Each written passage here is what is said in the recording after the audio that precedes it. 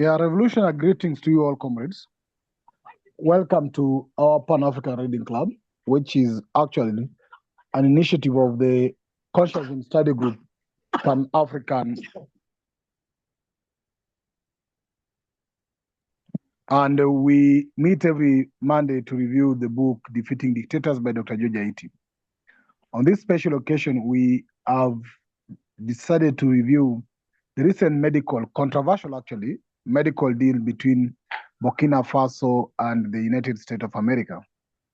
Majority of us, of course, have been looking towards Burkina Faso and the Sahel region in terms of the modern liberation struggle or unification struggle for Africa.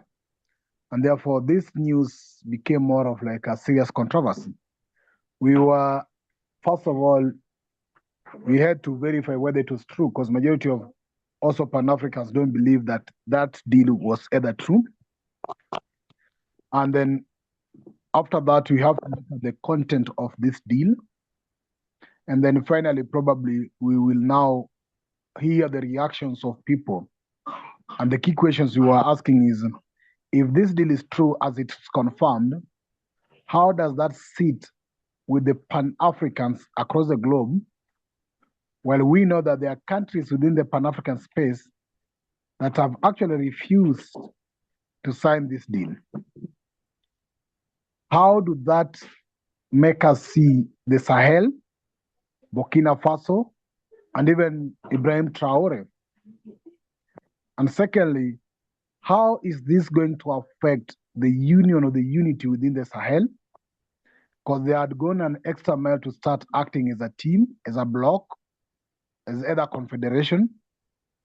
And how is this also going to be perceived? As you know, there have been several attempts, rumored, of course, we don't have maybe confirmation, but it's been shared across, of attempts to either assassinate Traore. And we are aware that there are various countries that actually in the past supported Traore to be who he is now in the midst of those attacks. Now, how do these deals sit with those countries? And finally, what do this tell us about the modern liberation struggle? We want to look at all these in all dimensions, from both the people of Burkina Faso, the people of the Sahel, the global Pan-African community, and basically also how does that align with the recent solidarity support that has been offered to Burkina Faso by Russia and the rest of the East. So that is the conversation we're intending to have today, and feel most welcome. Now, to start us off, of course, our chair, Brother Kwame, is here. And permit me to, first of all, allow him to actually introduce himself. I know he doesn't attend our Mondays because of his schedule. But please, Brother Kwame, are you able to just introduce yourself and maybe say some words to the congregants or the members present here? Brother Kwame?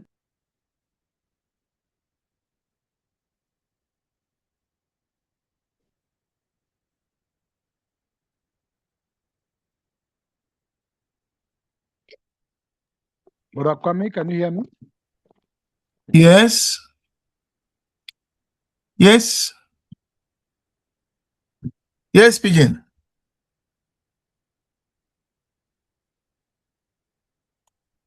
Yes, Pigeon.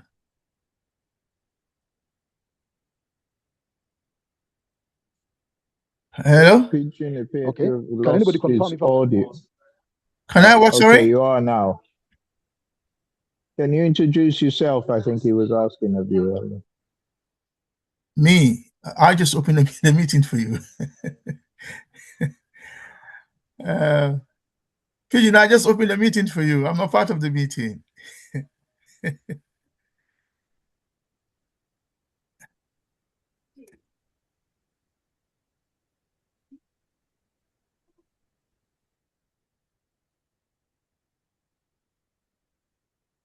Did we not say, brother? Hello? Yes, we can hear you, Brother Pigeon. Go ahead. Yeah, I'm back. I was requesting Brother Kwame to at least introduce himself and say some word to this congregation. No members know him, but he's the chair of Consensus Study Group. And this Pan-African Reading Club, he rarely attends. So I just want to give him that opportunity, first of all. Go ahead, and then we can go to the content of this agreement. Brother Kwame? Yeah, okay, thank you. Brothers and sisters, my name is Christian Kwame Agbotsa.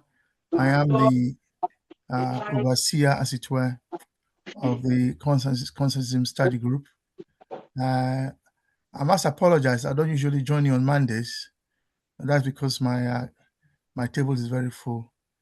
So I usually do Mondays, Thursdays, and Saturdays, and any other day that comes up in terms of anniversary. Yes, as Pigeon said, yes, these Monday meetings are part of our menu.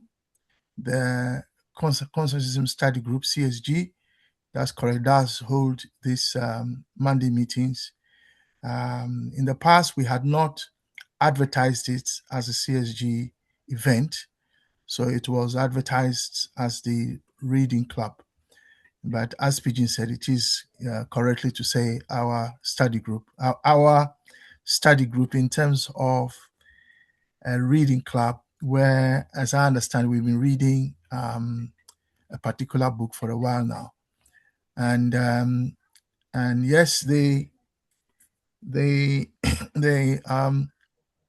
signing of the agreement, which is on the screen. The heading is fortifying health systems and countering infectious disease threats to the America First Global Health Strategy in Burkina Faso. So this is what, as I understand it, we want to discuss. And I think Brother Pigeon has touched on why some found it very worrying for Burkina Faso and the others to sign. As at the time I read it, 2 of the countries had signed, but not all 3 of the Sahelian states. But I don't know the current situation if all 3 have now signed. I think that General Anunnaki will be in the best position to shed some light on why they would have signed, because he, as you know, is one of our members who has been following the Sahelian states very, very deeply, and believes that the Sahelian states are an expression of the Pan-African will as it is currently on the continent. So I believe Brother General will be in a very good position to share light. I have looked up the matter, and I have discovered possible reasons why they would have signed. But as I think I heard Pigeon say, I didn't hear everything he said. The worry, or what concerned a lot of people, was the smashing of expectations, that they did not expect the Sahelian states to sign. They rather expected the other neocolonial states to sign, and it was a reverse. Zimbabwe, I think, didn't sign, as did other countries. And so people were in shock. So today's session, I think, is an attempt for us to make sense of that. Thank you. I think, Pigeon, I think I've said enough. Yeah. No, thank you, Brother Kwame. Thank and now that you have welcomed members to our session with the introduction, I think that's very in order. Now, comrades, as Brother Kwame has said, I know we have few people who are joining us for the first time. He has reiterated that this is an initiative of Consciousness Study Group, which actually has a main session on Thursdays, 6 p.m. to 9 p.m. GMT, and a unification Saturday sessions on Saturday. The Thursday, we focus on the study of the philosophy and ideology called Conscientism or Consciousism, and that's what we have been doing for the last almost 4 to 5 years virtually, and so many years physically. So we meet every Thursday for the last 5 years, and virtually, and we've been having a unification session for the last 3 years or 2 years. Then now this class on Mondays was actually on Sundays, where we've been reviewing that book by Dr. George Aiti, Defeating the Dictators, for almost a year now. We are actually in chapter 8, which is the revolution reversal, the reverse in the revolution. And probably this topic speaks to that, because we are asking ourselves, is the signing of the deal is a reverse or a reversal in the revolution? Because there's something they call revolution reversal. In consciousness, we call it negative action. Some people call it a counter-revolutionary or reactionary approach. So these are the things we want to look at in this conversation. But as Brother Kwame has actually put it right, one of our members, General Anunnaki from South Africa, has been a very lead member for research on issues pertaining the Sahel for the last almost 4 to 5 months. And we will allow him to speak a bit on this as well. We also have great members of our class here, Sister Chisomo.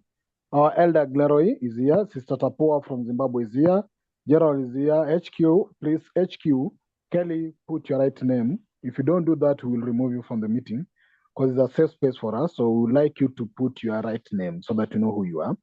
We're having also Brother Mauli here from Ghana. We have Brother Ifo, of course, from Nigeria, also in the Canada. We have our comrade Kansi, who is also from Uganda. We have Masanja from Tanzania joining us. We have Sister Nancy, also from West Africa, Ghana particularly, if I'm not wrong. And also the diaspora, we have Sister Jideka Kamo from Ghana as well. We have Brother Kenga from Uganda as well. We have Princess Kanu, Kanku Kamel as well. We have Ramalan. We have our veteran athlete here, Simon Biwott from Kenya. Of course, he's a medalist in international athletes, and he's a retired athlete here in Kenya. Simon Biwott is joining us. Pleasure to have you. We have our brother Sir Windhoek, also from Namibia, joining us here. We have Sister Tricia, I believe from Nigeria or Ghana. We have our elder Everton also with us here from all the GSC team. So, comrades, is a packed team both from the continent, the diaspora, and I think this meeting is at a good place to give this discussion a 360 view, both from the young, the old, veterans in the struggle, the progressives, and all those who have been in this period or in the struggle for a long time, experts, and all that you want to call. So I think we will be able to have a proper discussion on this. Having said that, it's my intention and our intention to ensure that every member present in this call at least have a minute or two to give their thinking in regards to this topic. But before we do that, I will first of all start by General Nunaki. General Nunaki, I'd like you to introduce yourself, what you do, and confirm to us first whether the all 3 Sahel regions or Sahel states have actually signed to this deal, before we go back to the content of the deal. General Nunaki, please.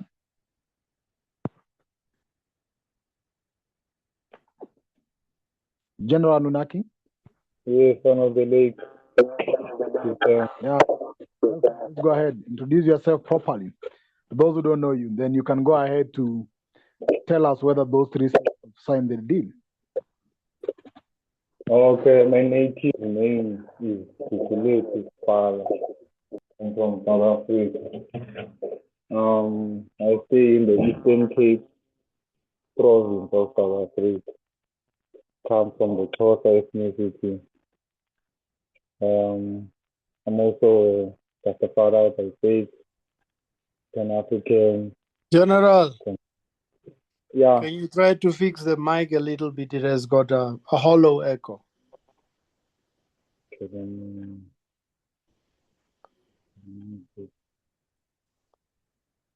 Can you hear me properly? Yes, my brother. That's the way to do it. Thank you. Okay. Thank you. My name is Kukulethu Spala. That's my native name. I'm coming from the Xhosa ethnicity in South Africa, Eastern Cape province. I'm also by religion a Rastafari adherent, and I'm also Pan-African. Yeah, and consciences member for 5 years now. I'm also I've been tasked in the CSG to run research mostly concerning AES, the Alliance state there of Sahel. So I'll just cut straight to the chase of the matter of today. In fact, tonight in the Southern Hemisphere. So, so what we have happening, we have this trending policy that the Sahel Alliance has actually initiated with the US. So obviously, as we can hear, a lot of people are saying that they weren't expecting AS to have a deal with USA, etc., etc. So I've been checking on that. I've been checking on Now, that. General, Yes. have the three states in Sahel signed the deal, please, or one hasn't signed? From my research so far, only 2 from the 3 have signed so far. Okay, thank you for that. Now you can proceed maybe in the next 1 or 2 minutes so that we now start officially. And I'll request anybody, probably if Brother Kwame will be able to read for us or move the screen for us so that somebody can read the deal as being reported. So, Gerald, go ahead in 1 or 2 minutes.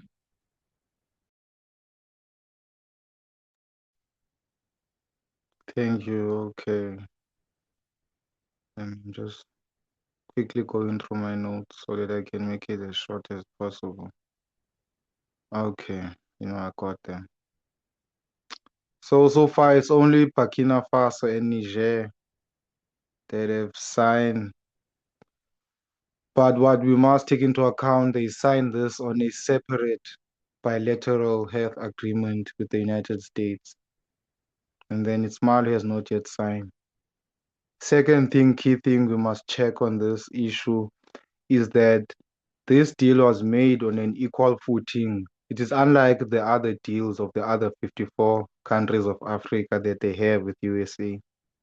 Because predominantly all countries in Africa have a deal with the USA anyway. So this is not your typical deal. This deal is a deal whereby the AES, particularly Burkina Faso, have not sacrificed their sovereignty for the deal. They have not been given a condition of democracy, because usually when the USA makes a deal with a country, they give them the requirements that there must be a democracy, blah blah blah, or else they won't give them the support. So it does not happen with the Sahel, meaning it's a deal of equal footing. Secondly, the AES has contributed money, almost equal money as the US in this policy. Thirdly, this policy aims to actually teach the people of AES to actually start learning how to be nurses, doctors, medical practitioners, scientists on independently, because now they're going to receive schooling, practices, machinery for health services for the people of Burkina Faso. So obviously the people of Burkina Faso are going to learn that. The scientists are going to reverse engineer they're going to buy the machinery from USA for health, then reverse engineer it. Then obviously in the coming years, they'll start to produce their own machinery. So that is the main strategy of travel. Also the geopolitics. Obviously, you don't want everything China in Burkina Faso. You don't want everything Russia in Burkina Faso. You need to make these white nations to actually be in competition while actually benefiting from such of a geopolitical competition. Thank you. Thank you, General. You've gone ahead also to speak on behalf of Burkina, but thank you for sharing your thinking with us. Now, we would like, first of all, to read the report on this agreement as it is. We have not actually been able to access the entire document of this agreement, but anybody who has that document or can access it anywhere, please feel free to share it in our chat as we continue this conversation, please. Now, Brother Kwame, I don't know if somebody can read for us the screen as you move it, or you can read it for us as reported with the source you had quoted before. Yeah, Pigeon, the entire text is on the screen. Okay. I So can whoever read is if Can it's we get okay. whoever is reading has the Tapua? entire text on the screen that can be read. Thank you. Okay, Sister Tapua, please go ahead. Thank you. And Sister Right. Tapua, for purposes of record, just please introduce yourself properly for the Gomegans who are not part of our classes, please. Oh, I don't know what properly means. I'm Tapua Mandisodza. I live in Zimbabwe. I'm Zimbabwean. I'm a retired teacher. That is properly. I'm Go a ahead. Pan-Africanist. Thank you. Right. I don't have the title on the screen, so I'll just get into the document. Oh, good. Fortifying health systems and countering infectious disease threats through the America First Global Health Strategy in Burkina Faso.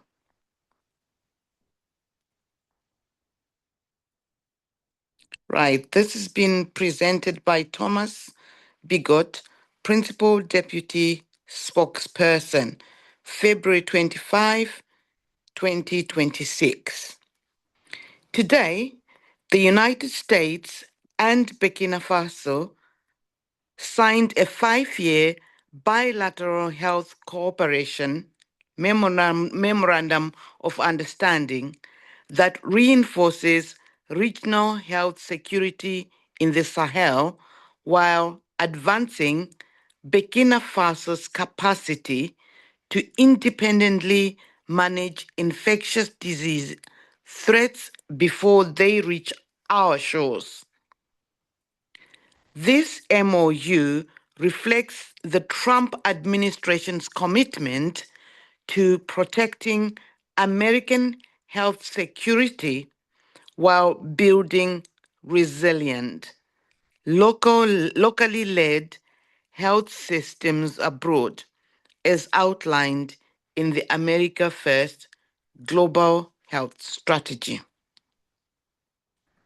Through this MOU, working with Congress, the Department of State intends to provide up to 147 million US dollars over the next 5 years to support Burkina Faso's effort to combat HIV/AIDS, malaria, and other infectious diseases, whilst bolstering disease surveillance and outbreak response capabilities.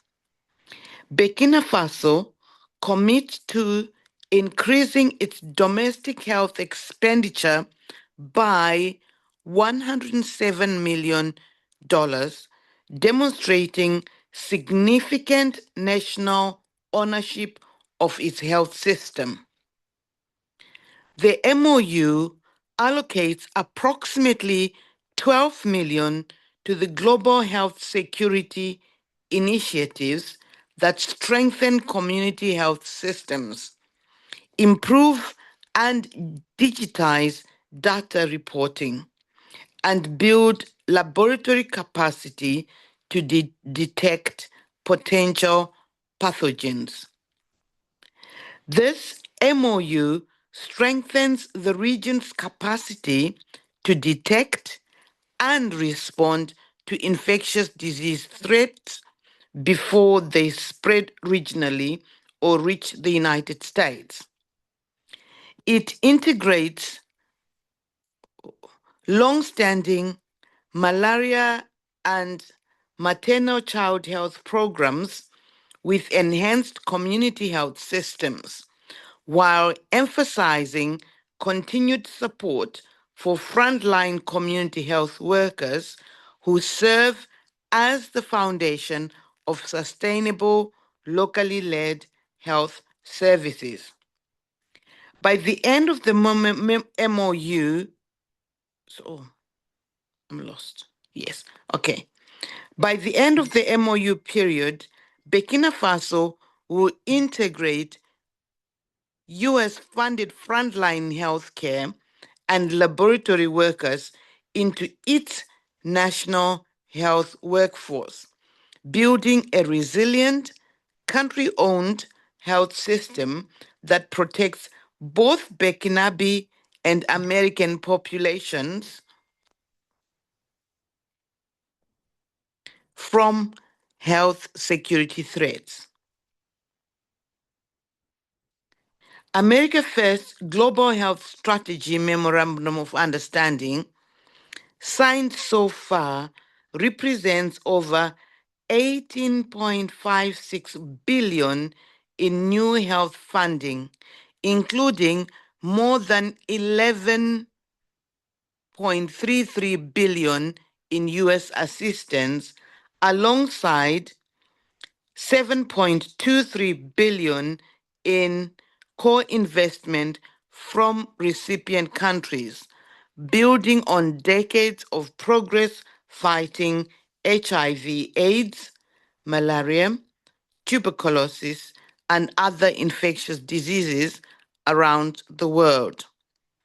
As of February 25, the State Department has signed 17 bilateral global health memorandums of understanding with Botswana, Burkina Faso, Burundi, Cameroon, Cote d'Ivoire, Eswatini, Ethiopia, Kenya, Lesotho, Liberia, Madagascar, Malawi, Mozambique, Nigeria, Rwanda, Sierra Leone, and Uganda.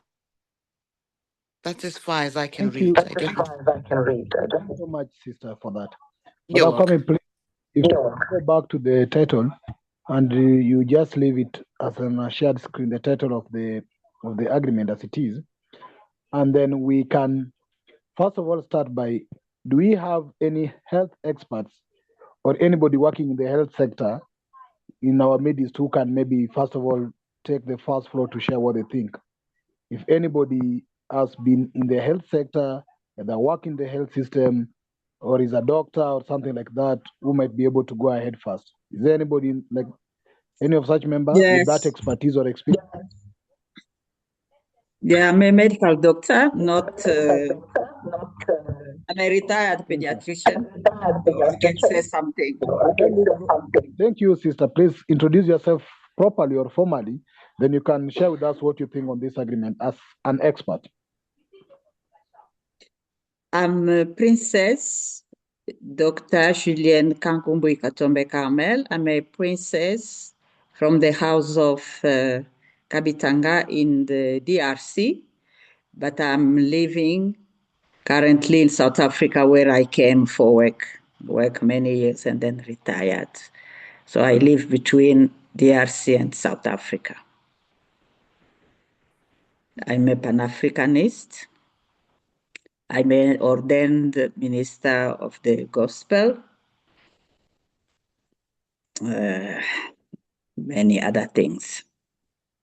No, it's an honor to have you, Princess, and it's a pleasure to be within our midst, and we really want to welcome you formally. So please feel at home and feel free to dispense the knowledge and expertise you have in regards to basically on the health issues and maybe also on this strategy. So please go ahead, Princess. Thank you. What I would like to say, first of all, that we cannot trust these Americans.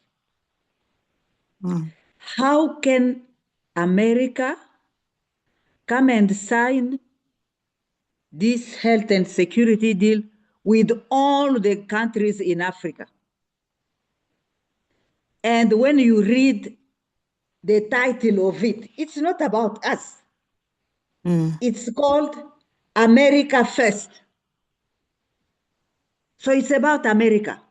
And they tell you that it's to help you to take care of the infectious disease before it reaches our shores. This is insulting us. And we know that America is not taking care of his own people. So it's not about health here. Our brothers and sisters in America, they cannot afford the health care there. They are dying. And the entire population of America is sick. Mm-hmm.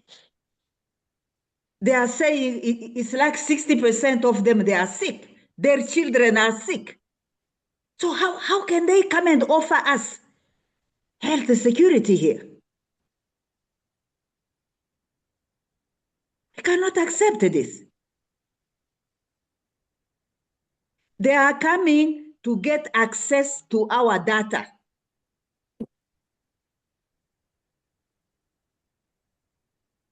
We cannot accept this. The very disease they are saying that they are coming to help us manage, like HIV, they created it. Mm-hmm. They created it, and then they are pretending to help us to manage it. We cannot trust these guys. All these epidemics you hear, they are the one manufacturing them. So this is a way for them to kill us well, as my Nigerian friends say. We know that they are planning to reduce the world population through food, through medicine, through vaccine. There is a video where they are talking between them, and Bill Gates said that. There is 8 billion people, it's too much. If we do good work with vaccines, with the family planning, with this and that, we can reduce. They are planning to reduce by 3 billion. They want to reduce 3 billion. That is the first part. But ultimately, they want only 500 million people in the entire world. They've already built big computer that can manage a whole city with one person surveilling them. So we cannot trust these guys. In America, there are videos that show you how a whole city is down. The entire population is addicted to drugs. They are on the street, men, women, young people. So why America is not taking care of his own population is coming to lie to us. And we accept that. Thank you, Princess. You have 1 more minute, please. So the first thing, these people cannot come and deal with one country. They are powerful. They come and they intimidate our presidents or our government. Things like this should go to the AU, because we have to start dealing with Africa as one nation. Mm-hmm.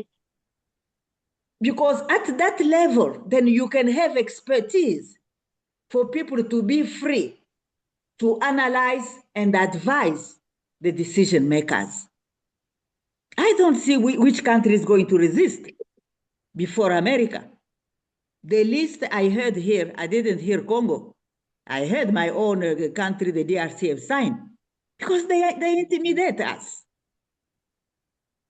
So it's not a good thing. Thank you.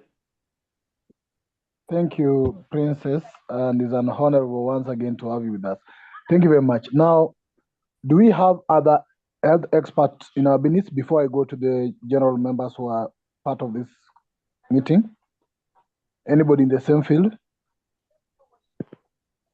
Okay. Then let's go to Sawindok. Please go ahead to share your thinking, and also I'll ask you to properly introduce yourself, please, to the meeting and the members who are present here. Sawindok, and also share with us your thinking. From your expertise and your background a bit, please also bring that to this conversation. Sawindok, please.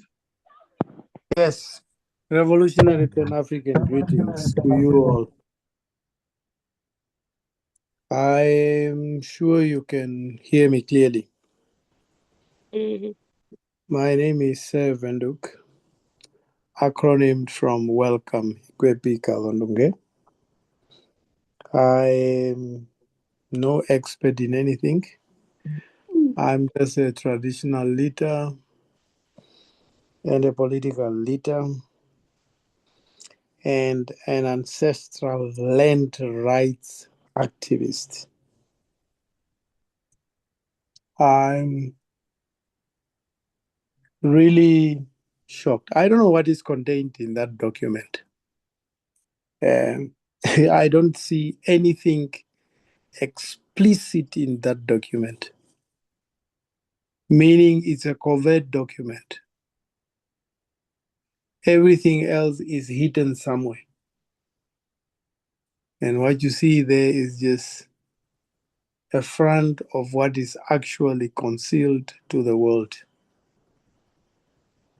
That can sound like a conspiracy, fine, no problem. I heard my brother General Anunnaki saying, everything cannot be China. I don't think we say everything should be China. But there are other countries around the globe who have supported the liberation struggle of Africa, like countries from Eastern Europe, Russia, Cuba, and so forth.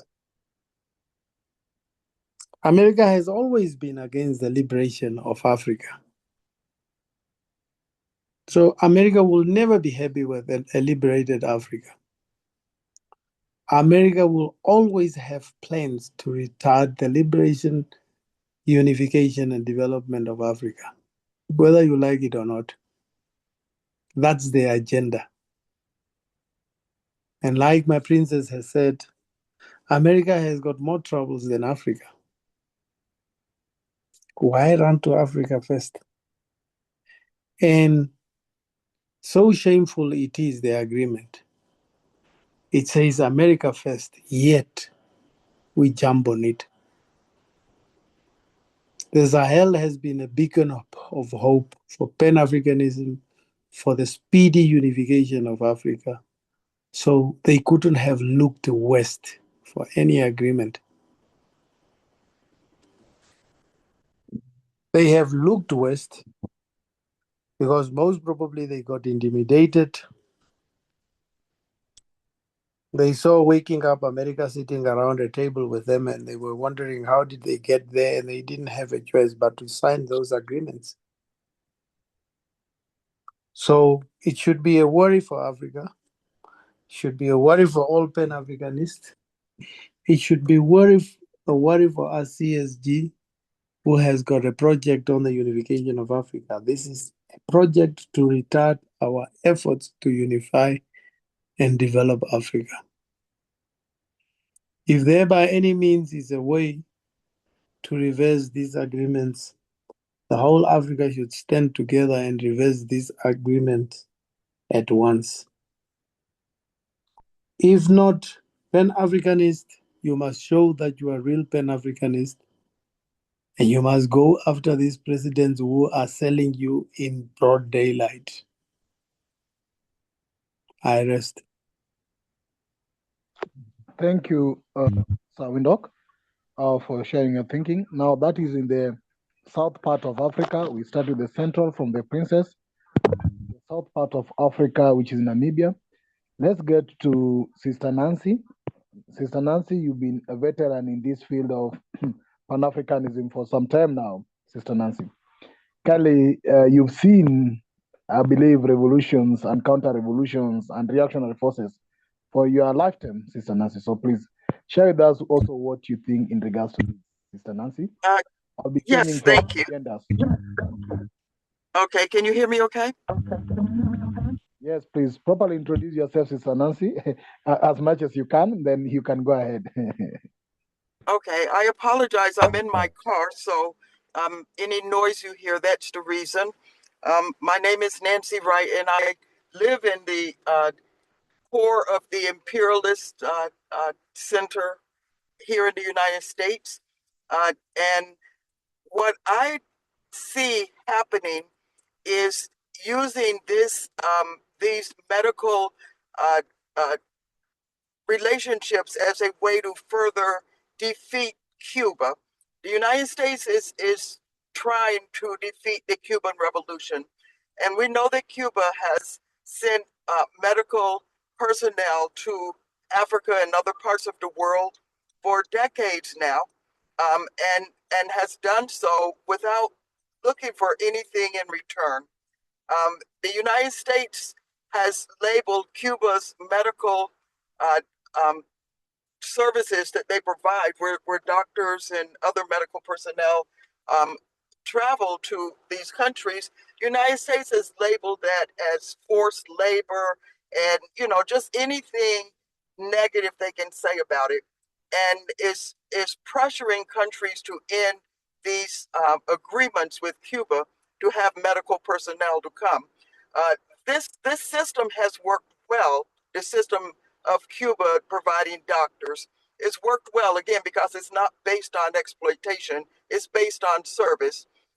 But now the United States is forcing Cuba's doctors to leave these countries, and that is adding to the difficulty that some of these nations have if there is a shortage of medical personnel. And is putting pressure on them to find alternatives. Of course, the United States is there with their imperialist alternative. I think that's the context that we have to view this. The other side of that is, a country like Burkina Faso does have a shortage of doctors, and especially in rural areas. Um, and it again puts a lot of pressure on them to look for solutions. Their goal is to become independent, um, use this as a process to reach independence. But in the meantime, the United States is serving to exploit um, Burkina Faso and all these other nations. And one of the ways they're doing so is through requiring the sharing of information that should be confidential, and it should be at the disposal of the nations themselves, not of the United States. The U.S. is using then these nations to provide um, research information that will enhance the capability of the United States to further develop their medical capability, their medical capacity, um, and and this again is depriving the nations that this information comes from. The United States is also not making any guarantees. So if, for instance, in Burkina Faso, the information is provided leads to some development, like some vaccine or something, there's no guarantee that they'll even have access to it, or even own rights to it. So it's a real one-way street, and it's based on a system of exploitation, like everything imperialist U.S. does. Is designed to benefit the United States and capitalist nations, and it's designed to disadvantage African nations and any other nations that are subject to this process. It's also designed to further cause the decline of Cuba and to attempt to defeat their glorious socialist revolution. And I'll stop there. Thank you. Thank you, Sister Nancy, and thank you very much for offering your insight with us and sharing your thinking. Now we will go to the east part of Africa, and we'll go to our Elder Gleroy. Elder Gleroy has history and experience in the struggle for long, and we would like also to benefit from his wisdom, Elder Gleroy. Elder Gleroy, please, may you unmute your mic. You can introduce yourself as you wish, but please also share with us your thinking. Thank you very much, Elder Gleroy. Please. Yes, greetings. As I said, my name is January Tutu, and I'm the Secretary General of the Global African Congress, interim Secretary General. There's a couple of issues about the MOU memorandum of understanding that seemed quite worrying. Someone says if it looks too good to be true, the chances are it's not true. And I think in this particular case, there are some very glaring issues here. Firstly, the document is, as somebody's pointed out, not about a global health strategy. It's about America first. It's tucked on global health strategy as some sort of deception. The other thing to bear in mind is the amount of money being suggested to be thrown around is not, in my opinion, realistic in the sense of these are funds that is being denied to the American working class and predominantly African people in that country. So clearly, it's difficult to see how they square this up. The other thing that I notice is that they refer to the duration of this MOU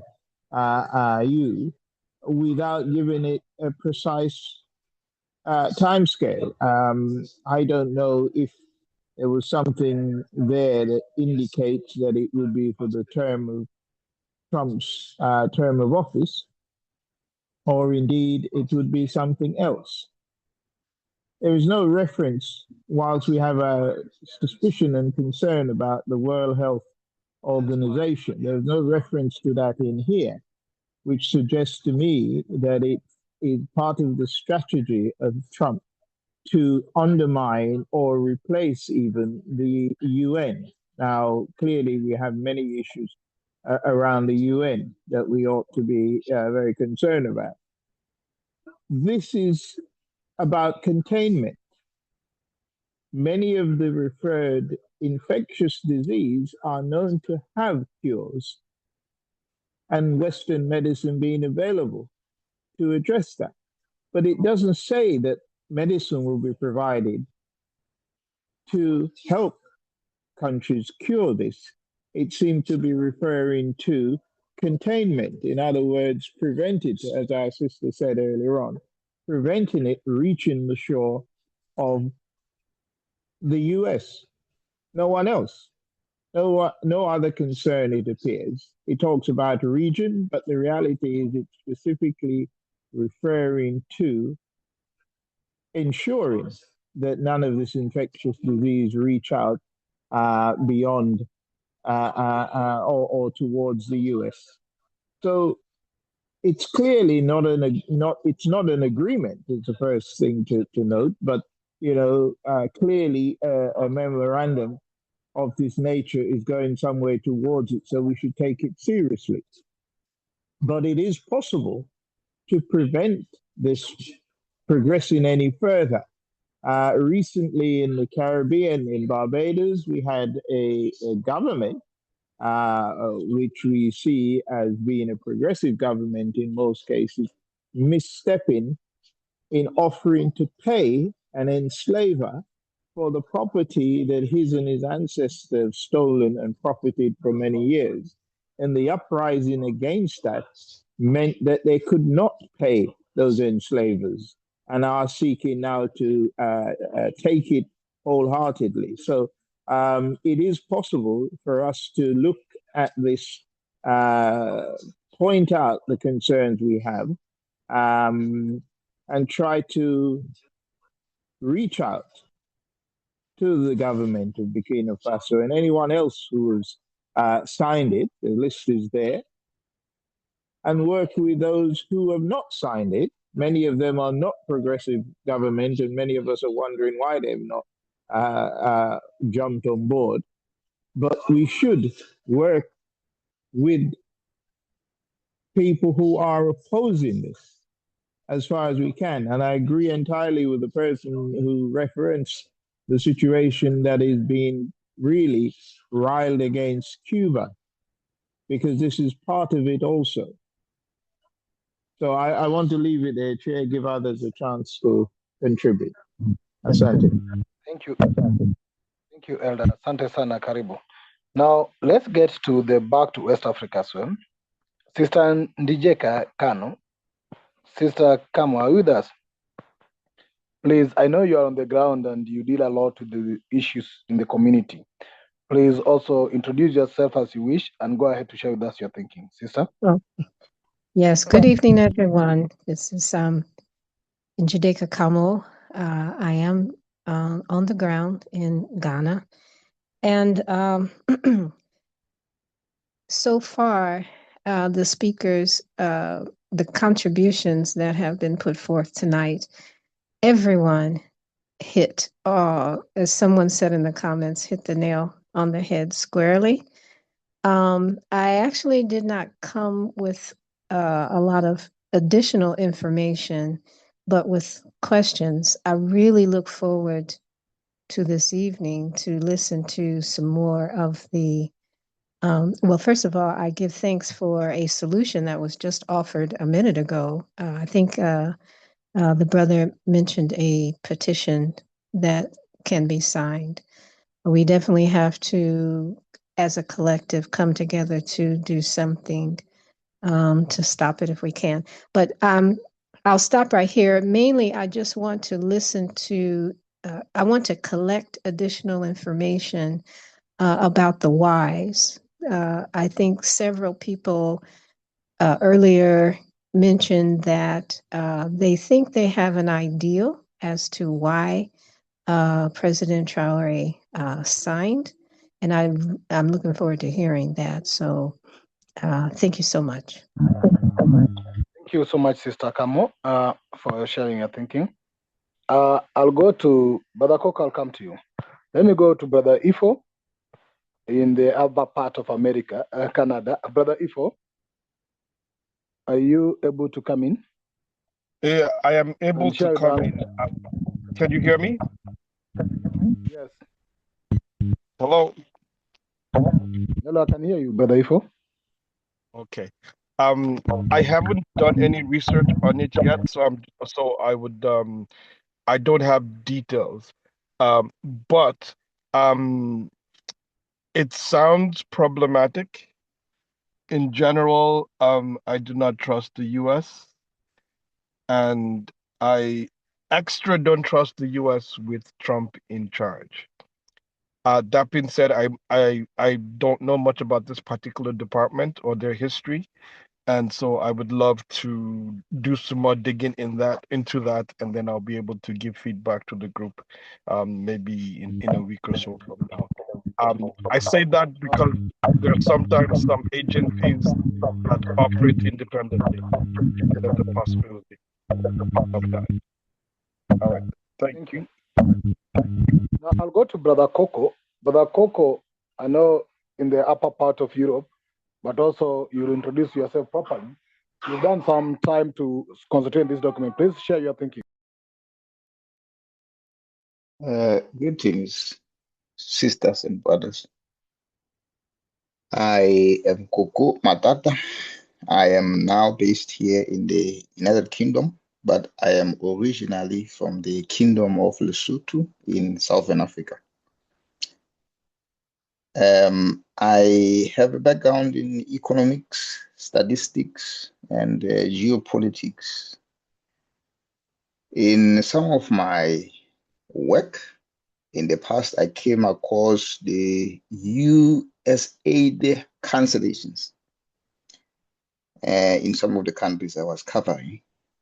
It really hit people and organizations in Uganda, in Zambia, everywhere. So what you're seeing there is a playbook of a mafia.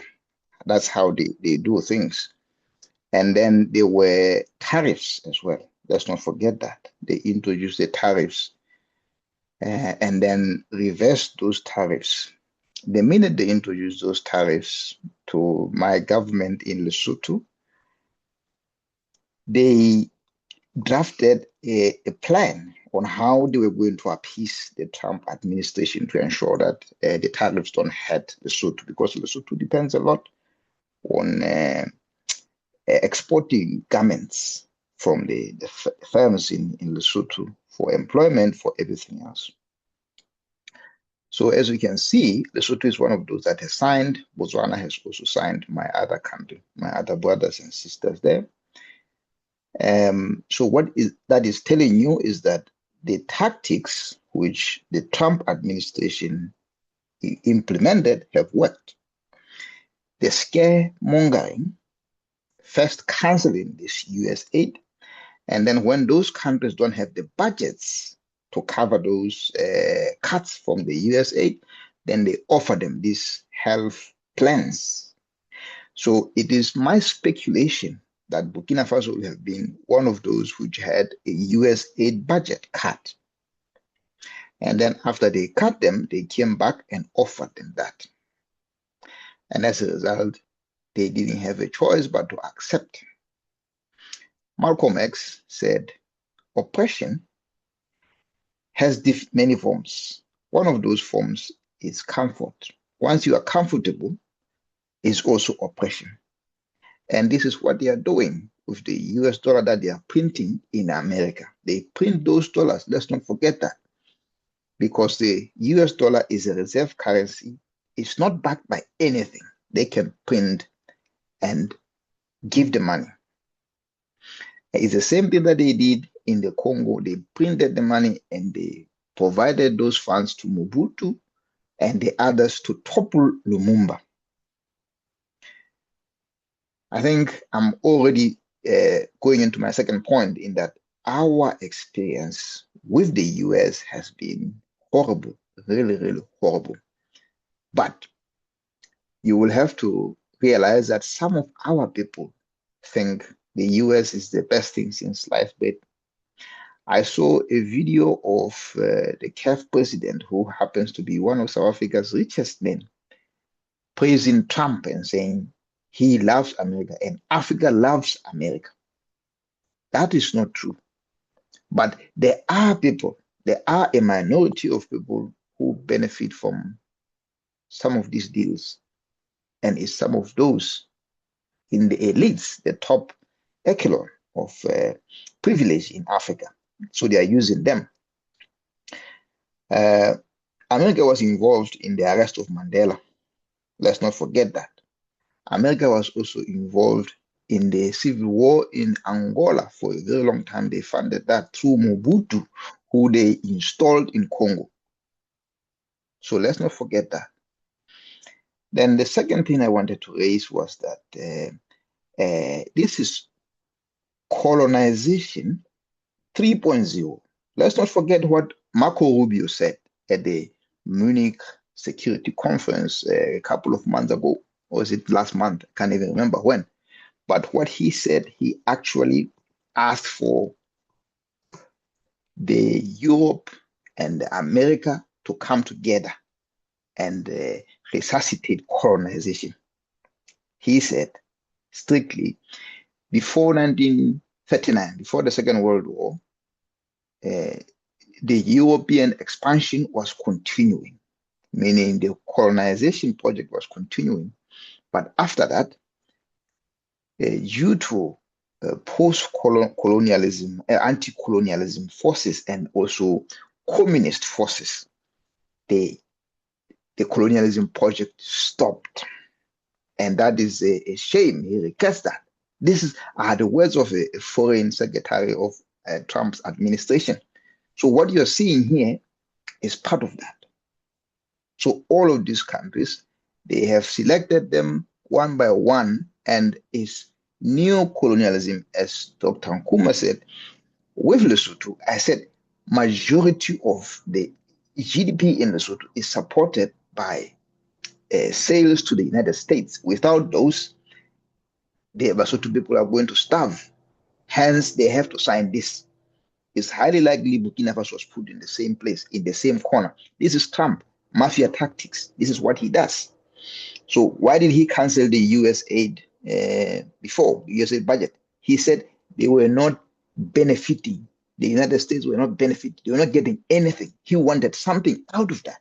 And this is one of those. You can see that. You can see the hallmarks of that. Okay? So the third point is that Cold War has been raging in Africa. There's someone who has unmuted, and Cold War has been raging in Africa. Before it was against Russia, but now it's against China. And we know what China has been doing. So what they are doing again is a strategy to compete against China and Russia and get their foothold in Africa. Let's not forget, Russia came into the Sahel, and after France left, the Russians sort of came into that vacuum. Now the Americans are coming in again. So for them, it's a chessboard. It's a war against China and Russia, as we are seeing again in Iran. We are seeing it again in Venezuela. We are seeing it again in Cuba. So Cuba is again a war between capitalism and socialism. That has continued for generations. Since 1945, it has been raging up until now. And they are about to take Cuba if we don't do anything as the solidarity of all the socialists around the world. And the last one, which I want to remind of you, is that I live here in the United Kingdom. I know we have a healthcare which is free at point of use. So you could argue that it's a socialist element which we have in this country, one of two. One of those is employment benefits. So what the Americans have been doing, they have been trying to pressure the British to sell the NHS to them so they can privatize it and then bring their own people over here and take it cheaply and then sell it expensive to us. This is what they do. It's only a small few, a small minority who benefit across the world. Even if we are talking about colonization, that we're talking about it now, it's not every American who is going to benefit from that colonization. It's only a select few. And right now, they are around Trump and his cronies. Let me stop here. Thank you. Thank you, Brother Coco. Thank you very much for also sharing your insight with us. Let's go to Sister Grace, both sides. Speak from either the Malawi side and Scotland where you are, and also find some space to introduce yourself as you wish. Sister Grace, please go ahead.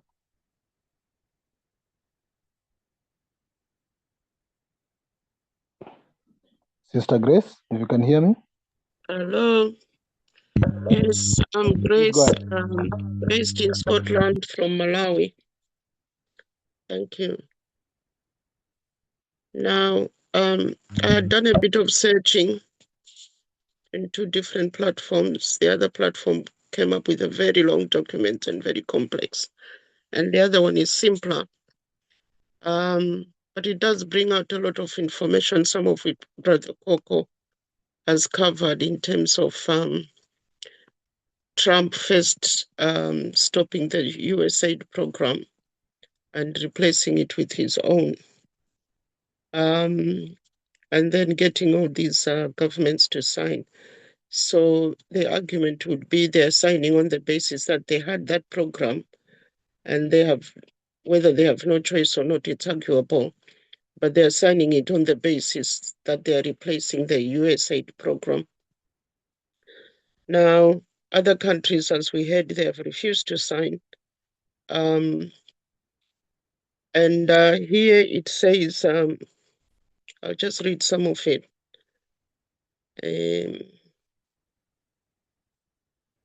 What do these agreements actually contain? Co-investment. So what they want is USA gives them an amount and the in-country must contribute an amount. So for example, Nigeria signed a 5.1 billion deal. So Nigeria puts in 38 from Nigeria and 2.1 from United States. I've got another whole table for what each country is contributing, including Burkina Faso.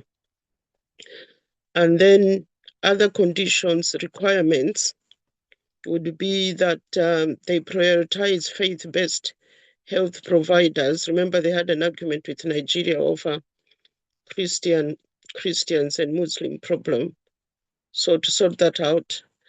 And other conditions include accepting deportees. We've seen Nigeria has visited United Kingdom, and that was discussed that they should be accepting these deportees.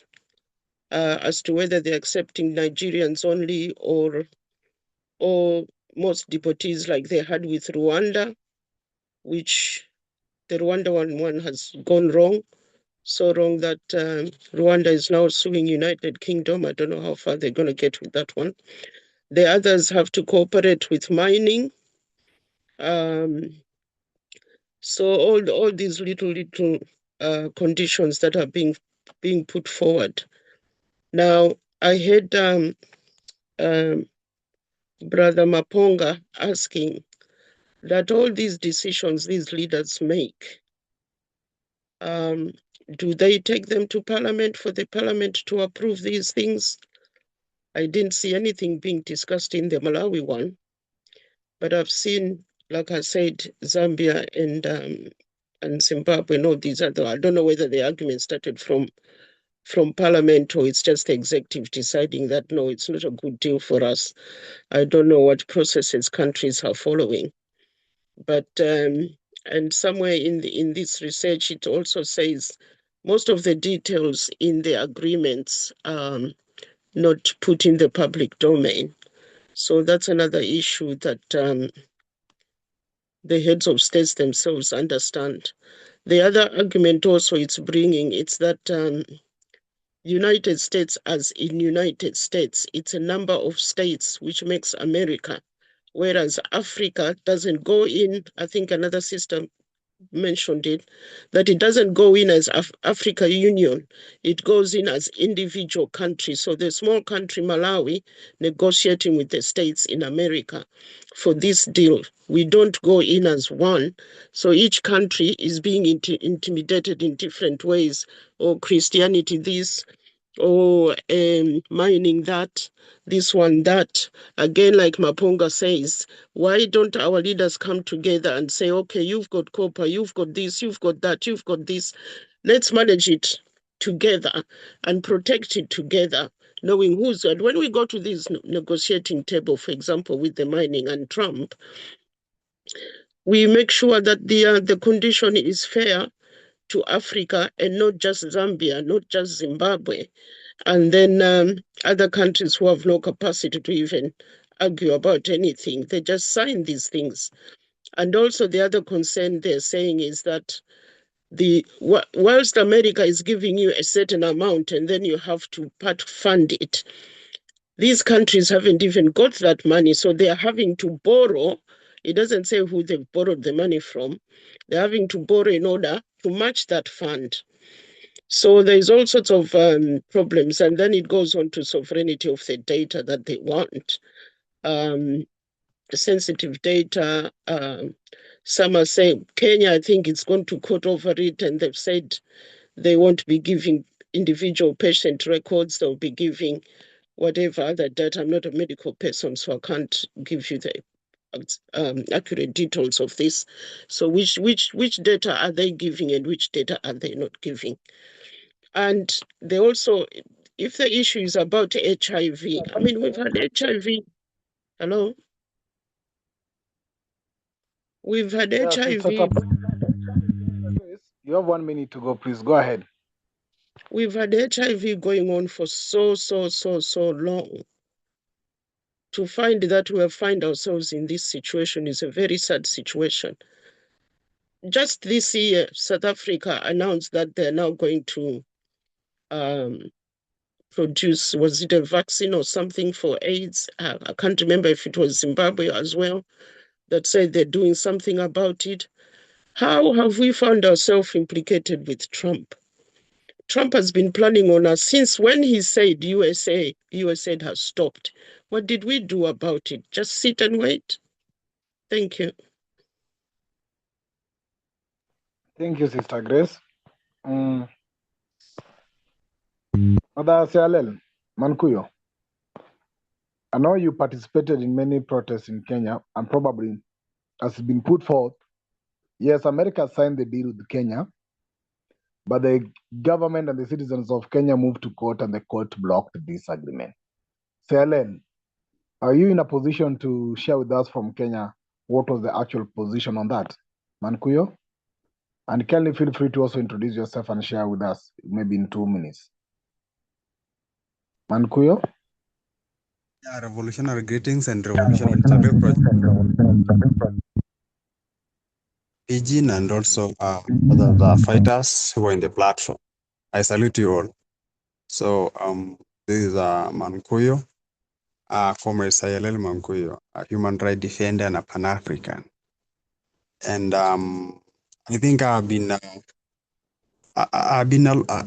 the domestic issues more than international issues. Because of what is happening in Kenya. A lot of things are happening in Kenya. So I think that is the reason to have I've been missing this kind of a noble discussion that Pidgin and also other comrades have been having in this particular platform. So I think most of the people also been here, and also in the street we have been meeting with the Pidgin, for those who doesn't know me. So Kenya is good. We are well. Everything is as usual. Nothing has really changed. It's only that the flood that is killing people daily, but the government is not coming with a solution.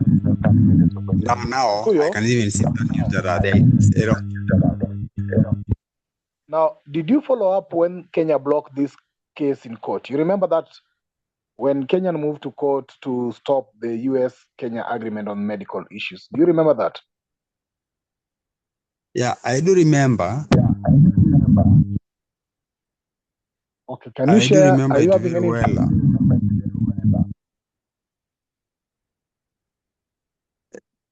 Continue. Can you share with us what happened around that? Because I know you've been active in courts a bit on these human rights issues. Can you share with us what actually happened on that? Because I know Kenyan moved to court, and Elder Glory is saying that we can do a protest letter signed together to the government of Burkina Faso, but it's an evidence, Kenyan citizens moved to court to block this. And it happened that the government of Kenya stopped it through the courts, even though President Ruto even had signed the deal, but it was stopped. So we don't know whether it is going on behind the scene, but the judiciary stopped it. Can you share something about that decision and that process of the court thing, Yeah. if you can remember clearly?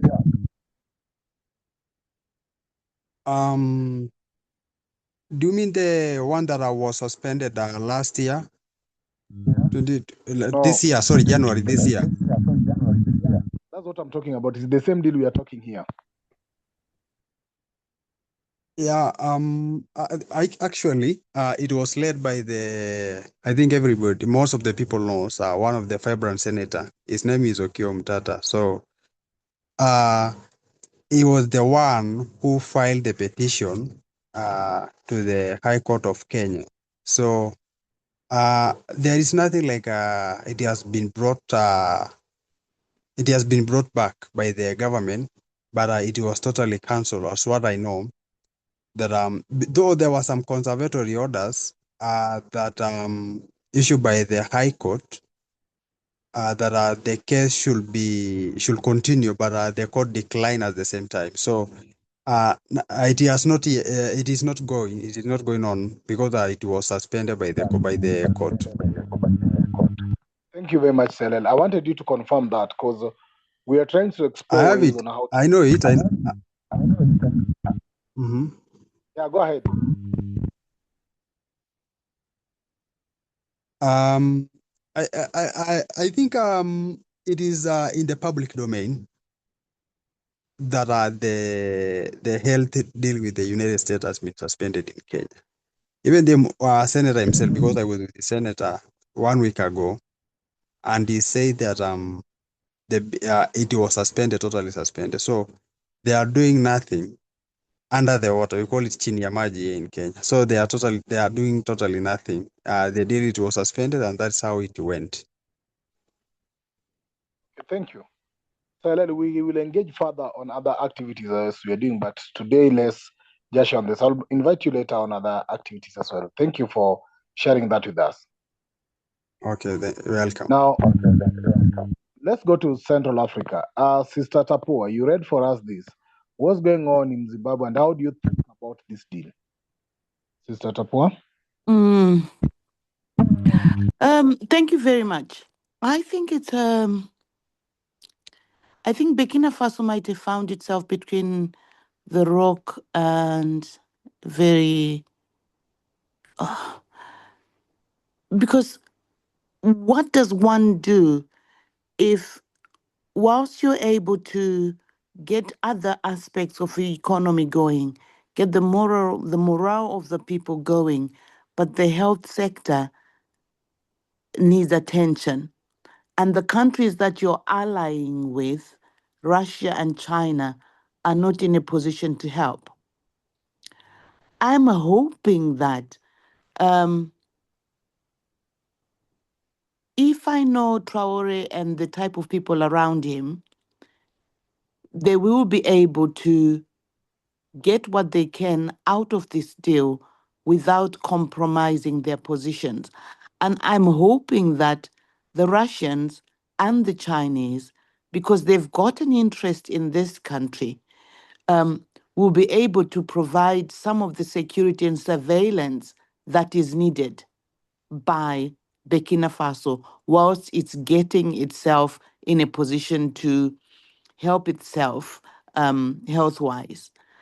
But I'm also thinking that Burkina Faso has come to this position because of the disunity amongst us as Africans. And I'm thinking if we had the United Nations of Africa, would be in a position to support one another without going to America. Because America, you can't trust America. You can't trust America under Trump because he doesn't put anything under a veil. He's just blatant about, he's thuggish. He's a bully. And he's just waiting to pounce.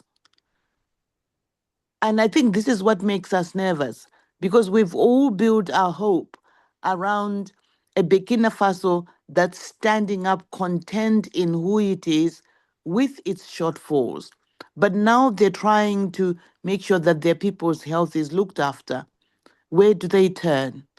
I know in the comments section, there's been comments about Cuba could have helped. Cuba can help with personnel, but not infrastructure. And Cuba itself is facing a very difficult situation. But I'm glad Mexico and other countries, socialist countries, have come to Cuba's aid. And it looks like Cuba's worries are coming to an end. About Zimbabwe and this deal, all is not as it appears because the withdrawal of the US aid in Zimbabwe exposed the Zimbabwean government and the extent to which it was double dipping. Because Zimbabwe, from the times that AIDS and HIV was a real pandemic, Zimbabwe started raising taxes from the population. Everyone is taxed. It's called an AIDS levy.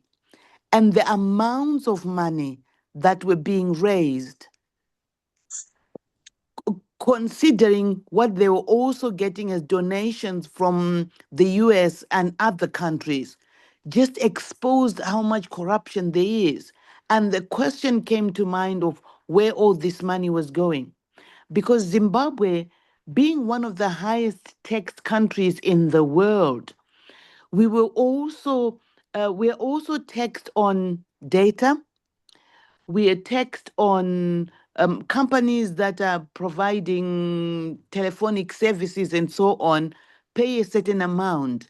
And it came to light when the AIDS levy was withdrawn by America that each year the government was getting a ridiculous amount of money, which was supposed to be used to build hospitals, but none had been built, none had been renovated. And yet, the amounts of money that they were getting from this particular text were vulgar. So, I'm assuming that Zimbabwe has not signed because Zimbabwe was in a position to look after itself based on what they were collecting. And as it is, where I live in Mutare, there's the Zimbabwe AIDS Council, just close to where I am. And they're one of the NGOs that's been operating, sponsored by government money, and they're doing really well.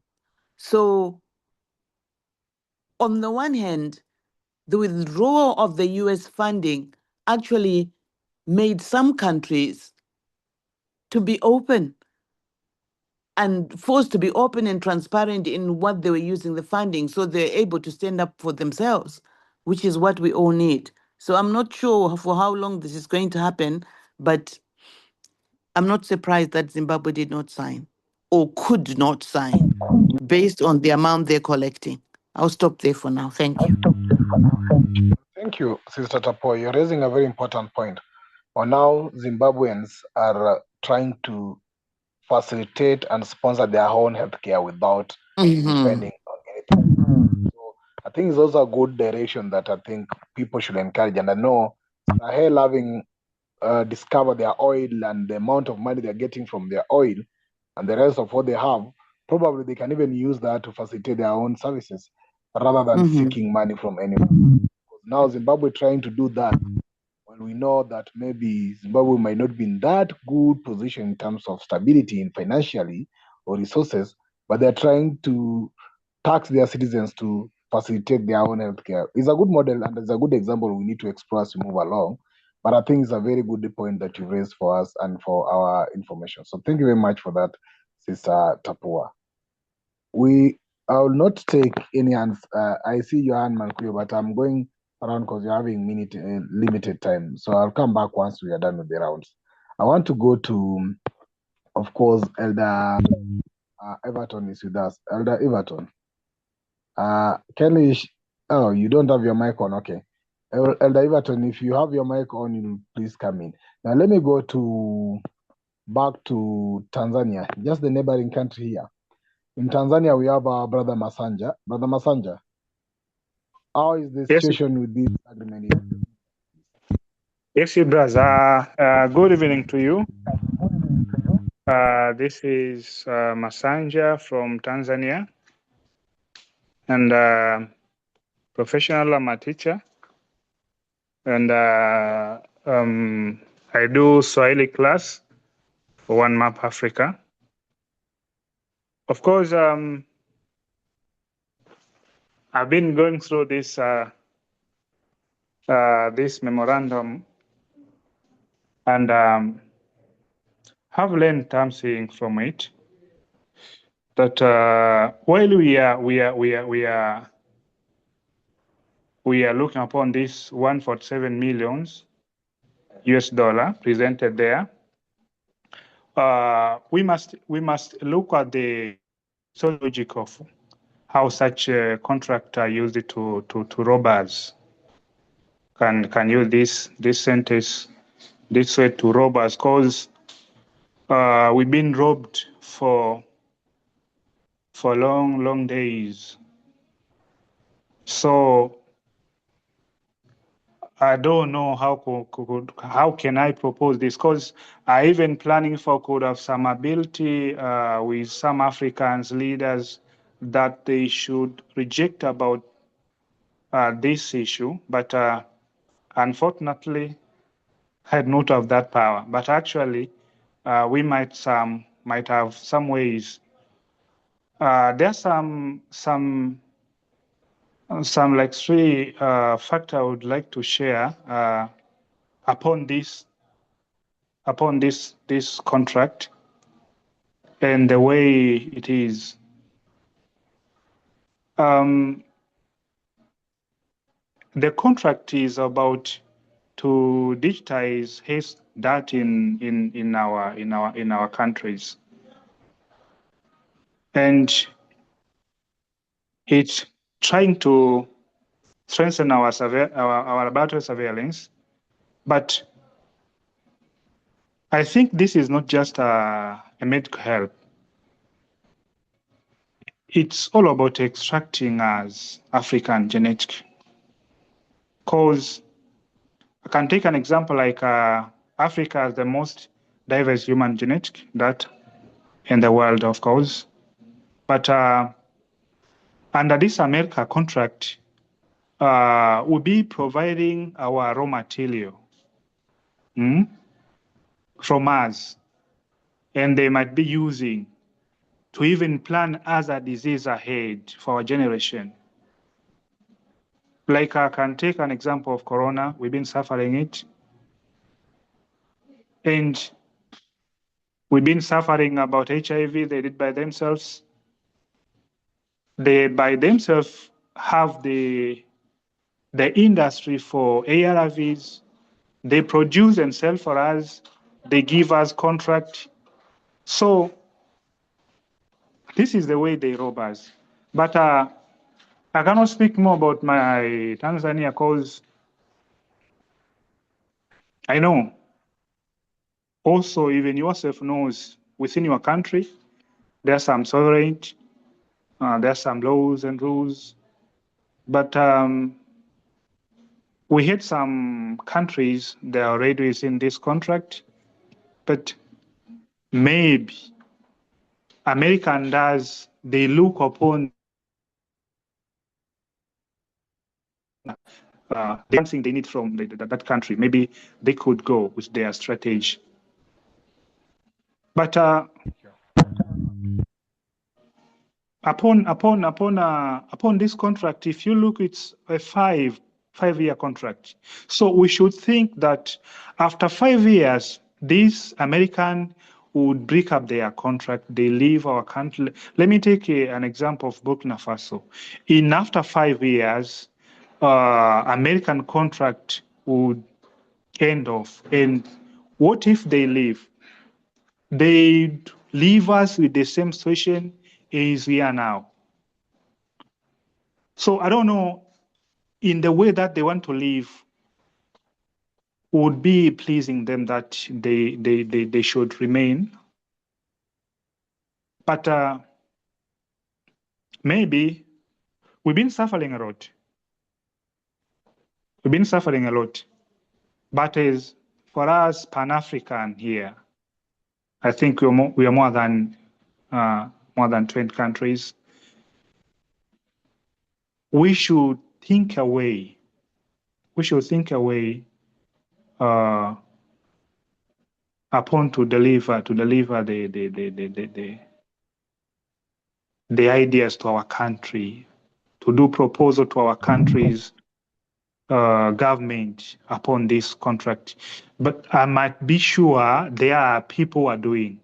But in some ways, if you do, they look a way to mute at you. That's what I'm telling you.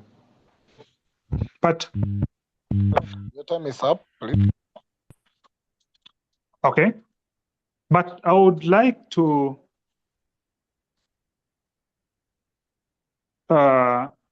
suggest like if we would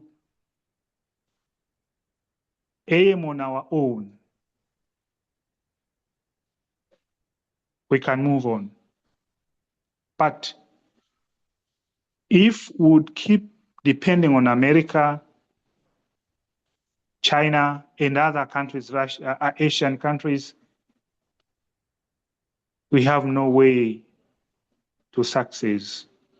They are doing the same game. This contract isn't new. We had even before more than this kind of contract. Thank you. Thank you. We are 5 minutes to our end time, and usually end as per our traditions in the 9 p.m. I know we started late, around 20 minutes. So I will maybe try to request if we move 10 to 15 minutes past our time. But those who are ready to leave, please leave at our usual time, which is actually the next 5 minutes. But I will request those who can be with us to at least give us up to 15 minutes because we were almost 30 minutes late due to some technical issues. Having said that, I'll go to our brother Menzi from the other southern part of Africa, comrade in the struggle. Brother Menzi, how do you read this agreement with the Burkina Faso and the USA? Comrade Menzi, please feel free to introduce yourself as you wish. Good evening, comrades. I won't say too much, only to say everything that everyone has said is absolutely succinct. And the Cuba's connection is actually a very important one. But the only thing I really can say is that it just exposes the challenge of Africa's disunity. And the more we speak, the more I'm thinking about BRICS. Why is there a BRICS? There's a whole strategy. Why is there an AU? It's a question, it's a perennial question that arises all the time. That why do we go to America or anyone or even the UN and negotiate deals as single countries when you could do it regionally or we could do it continentally? That disunity is the very same reason why we were divided and conquered in the first place. So besides what everyone has already said, I don't think there's anything that I could add. Otherwise, there's something that I shared from Ethiopia's strategy in terms of AI and technology, and that and Ethiopia's strategy is actually very much based on the AU's Agenda 2063, if I'm not mistaken. It's just basically refined and Ethiopia-centric or Ethiopia-centered. But why is Ethiopia acting alone rather than acting with Kenya, with other Eastern African countries? That's because we need to really interrogate the question of the disunity. That lack of unity of purpose is the only thing that I can decry, because there's absolutely no reason why we should be going to America. For me, when Trump ordered the tariffs and the withdrawal of the US aid and all that, I saw it as an opportunity for Africa to actually band together. And the like everyone has already said, Burkina Faso's signing of the MOU is, of course, an act of desperation. But we, all us Africans, have led Burkina Faso or the whole Sahel, the Sahel coalition, to actually go this route. If there was a solid AU and BRICS was actually proactively acting on its plans rather than it being just another talk shop like the AU, Burkina Faso wouldn't have signed this memorandum because South Africa would have been come to the rescue. Kenya, despite all our problems, we would be able to pull together resources to assist Burkina Faso in its health matters. But again, the other internal challenge with Burkina Faso is the terror, the terrorism happening within and around its borders. They have tried every other way. Russia is doing their best that they can to assist them, but also Russia itself has ulterior motives. The only solution can come from Africans themselves, but only if we are united. But that is just the ideal. It is a wish, so to speak. So I am just hoping that we can actually gather enough strength to do these things that we know we ought to do. Otherwise, America is here. Even the contract itself, it says it's America first policy. It's not about anybody else. So thank you. Let me just close there. Thank you, Brother Menzi. Thank you very much for that. I'll go to Brother Simon Biwott. Please just share your thinking with us.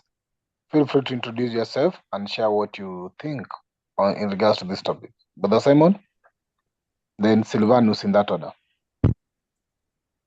Okay, good evening, everyone. I am Simon Biwott, veteran athlete and also organizing secretary, Veteran Athletes Association here in Kenya. I have also been watching what has been happening around, especially here in Kenya and also Africa at large. And I think this issue of America coming back to Africa, especially through health, raises more questions than answers. What I am dismayed about is the gaps that is being created by the African greedy leaders. Because I believe that the priorities of our leaders are not really good. And once we have misplaced priorities, then the critical areas that are supposed to be attended are left struggling. For instance, if we look at the issue of health here in Kenya, I think there is a great struggle which the government at times don't admit. And to the Americans, I think they saw a gap in the health systems in Africa and decided to come through these contracts in terms of health. I have also observed the disruptions that have happened since US aid was disbanded. We have a referral hospital here in Eldoret, here in Kenya, and I can tell you thousands of people were left unemployed when the US aid was disbanded. And as to why the Trump has trusted the governments more than the NGOs, I think that one also raises a lot of questions, because we know what has been managed by the governments themselves. Many a times this money end up in the pockets of individuals, and the ruling class or the political class who are in power tend to corrupt the systems. And at the end of the day, 50% of the funding will be in the pockets of individuals, leaving the millions of ordinary citizens vulnerable, and even that health system might not be developed. So I've been asking myself that we need also to track, especially the movement of the Americans to the countries that have signed this contract. Do Burkina Faso receive maybe many Americans who are coming as tourists, so that America are interested to make sure that they protect diseases being maybe spread through the movement of in terms of tourism? Those are some of the questions that I've been asking myself, looking at those countries that have signed this agreement. We need to know how many Americans are visiting those countries. Maybe they wanted to stop those after visiting Burkina Faso. Nobody should should take any disease back to America. But all in all, I think the solutions should come from Africa. I want to agree with what other members have shared, that our disunity is a great disadvantage to Africa. The greedy of our leaders also is killing us, because at the end of the day, you'll realize that African leaders loot resources here in Africa, and then the same money is being dashed abroad. We might be surprised about 147 million US dollars, but we asked ourselves, when we look at our African leaders, how much have they taken out of Africa?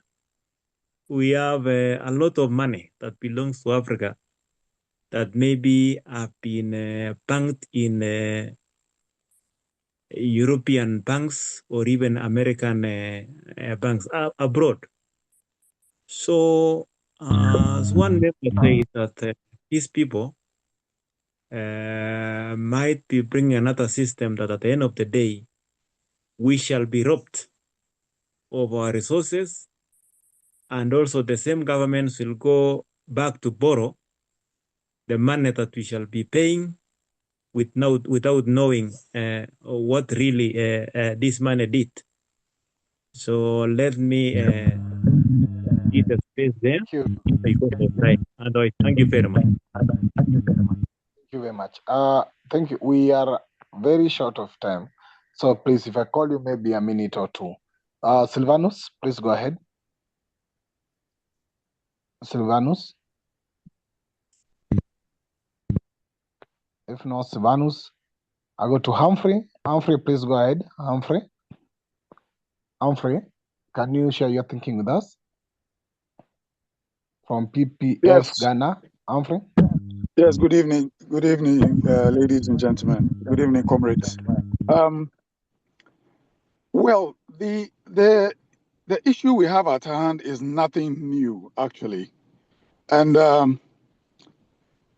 as much as we want to analyze what the U.S. is proposing to the African countries, we need to start analyzing and assessing our own responses as a continent to what we know already.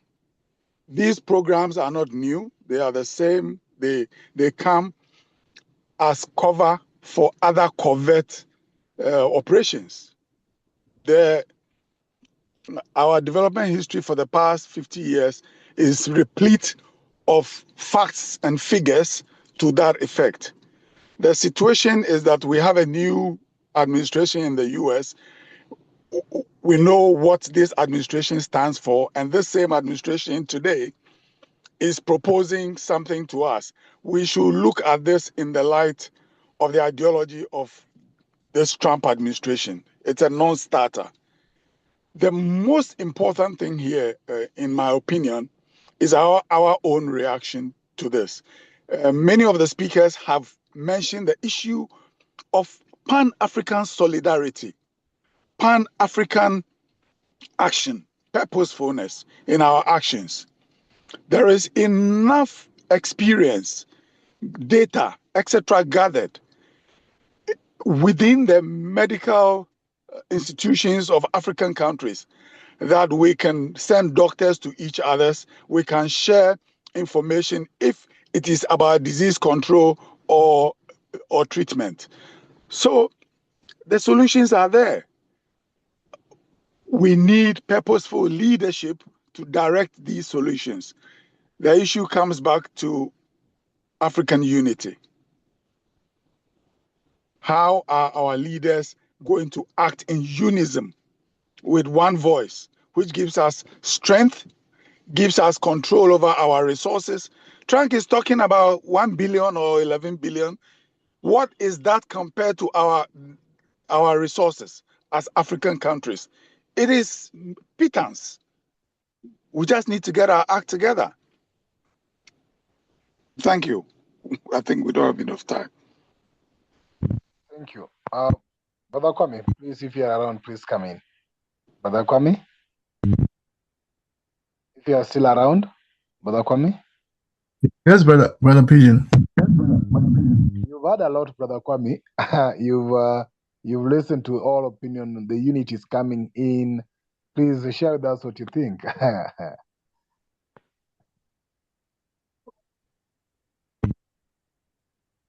It's It's from, yeah, I think brothers and sisters have shared a variety of perspectives, and from a from a dialectical perspective, we put what has been said from various brothers and sisters into a dialectical perspective. It means that um, some of the things said will be that no, it is not in our interests as Africans. And then on the other hand, some what one or two will say will be that yes, there must be a reason why they did it, and that it is in the interests of the Sahelian states. So, so I think that this is one of the situations in which we find ourselves as Africans, where we are faced with a decision that is dialectical, and at the end of the day, whether it's in our best interest overall will be determined by the actual effects on the ground. Like most people have said, it has been worrying. It was worrying, but there has to have been a reason why they signed it, why those signed it, and it would have been nice to hear from the governments themselves as to why they signed it, unless someone said that and I missed it. Some kind of explanation as to why they signed it. Thank you.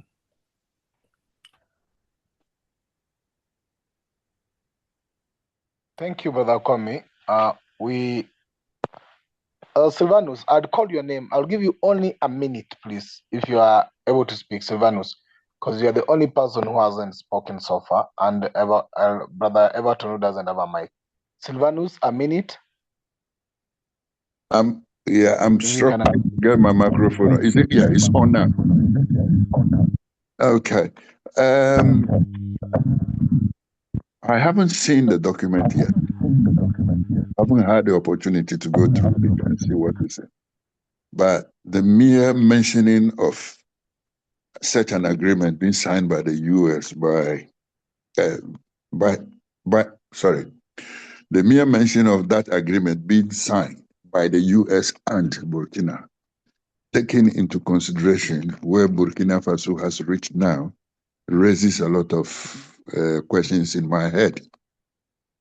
A lot of questions that have been spoken about over here. I don't know, a lot has been said. And like the last speaker and others said, we only have to perhaps listen to the Burkinabe people or the leaders and to know exactly why they went that way, because some of us just can't understand. It may not be that very bad, but again, we don't know what it is. Anytime the US is signing any such agreement, I'm just not comfortable with them. My government in Ghana, the previous government, signed some military service level agreement some time ago for 20 million. And if you read what is in it, you would be very, very worried. So we just hope that much as we are looking up to Burkina Faso to be one of the countries in Africa trying to pave way for freedom and for many others to follow, we just hope that they get this one right. I think that's all I can say for now.